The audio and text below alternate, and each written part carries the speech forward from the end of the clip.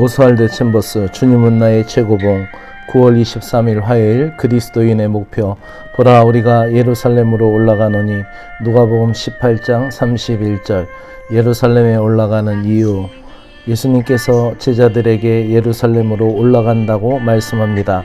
누가복음 18장 31절에서 34절의 내용입니다. 예루살렘에 가는 이유는 오래전 선지자들의 예언대로 고난과 능욕을 받아 죽임을 당하고 3일째 되는 날에 다시 살아날 것에 대한 예고였습니다. 그런데 제자들은 이 말씀을 조금도 깨닫지 못하였습니다. 영적인 일은 육적인 시각으로 깨달을 수 없습니다. 세상적인 성공과 승리주의에 도취된 제자들은 예수님의 말씀을 아무도 깨닫지 못한 것입니다.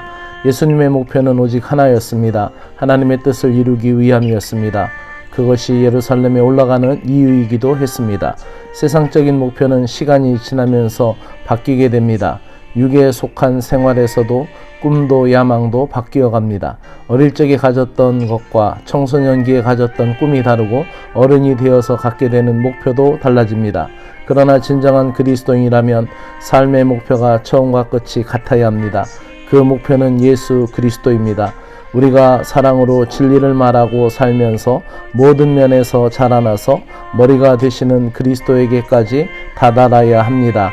에베소서 4장 15절 새번역 성경입니다. 그리스도인의 목표는 하나님의 뜻을 행하는 것입니다.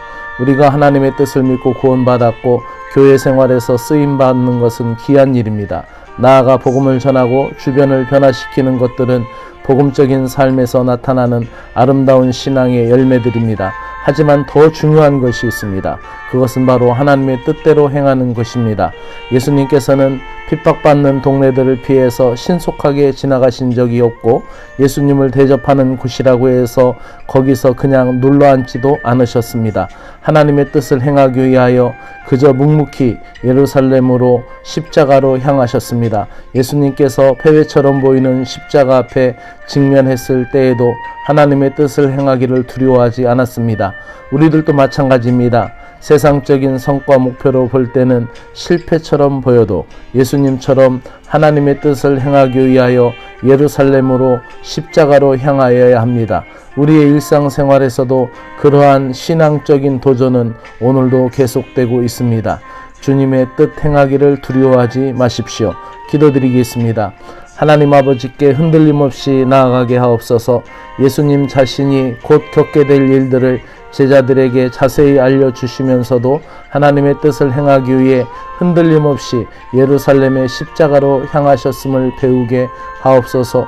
오늘도 일상에서 겪게 되는 모든 일들 속에서 예수님의 십자가를 바라보며 견고하게 나아가게 하옵소서. 하나님의 뜻을 행하기를 기뻐하며 복음 안에서 일관성 있는 신자가 되게 하옵소서. 주님, 작은 일에도 주님의 뜻을 묻고 주님의 의가 나타나게 하시고 큰 일에도 주님의 뜻을 구하며 그 일을 통하여 주님의 영광을 나타나게 하옵소서. 그리스도인으로서 영육간의 삶이 그리스도인의 장성한 분량이 충만한 데까지 이르게 하옵소서. 그리하여 오직 심령이 새롭게 되어 예수 그리스도의 형상을 따라 의로움과 거룩함으로 살아가는 인생이 되게 하옵소서. 예수 그리스도의 이름으로 기도드리옵나이다. 아멘.